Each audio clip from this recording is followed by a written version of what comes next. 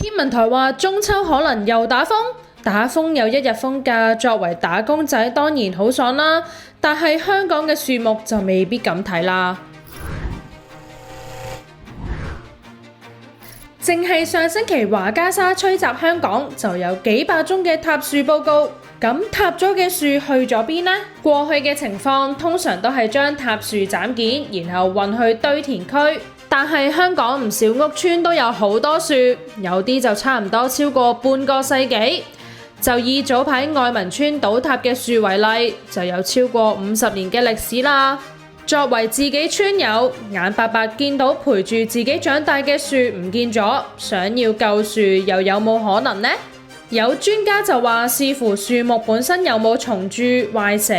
如果以愛民邨棵樹嘅情況，有機會可以原址重植，不過有唔少樹都未必咁好彩，唔想送去堆填區，仲有冇地方可以去呢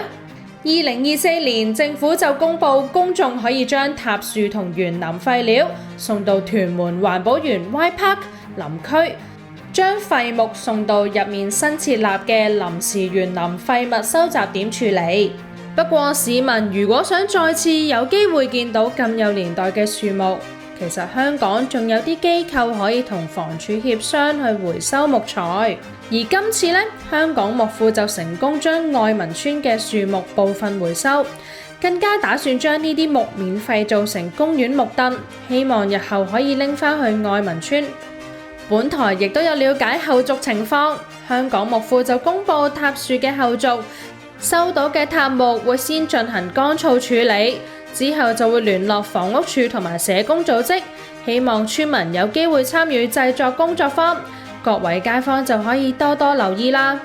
踢拉踢進香港熱話新聞，請多多 comment、like、share 同 subscribe 踢拉各社交平台，支持踢拉繼續營運。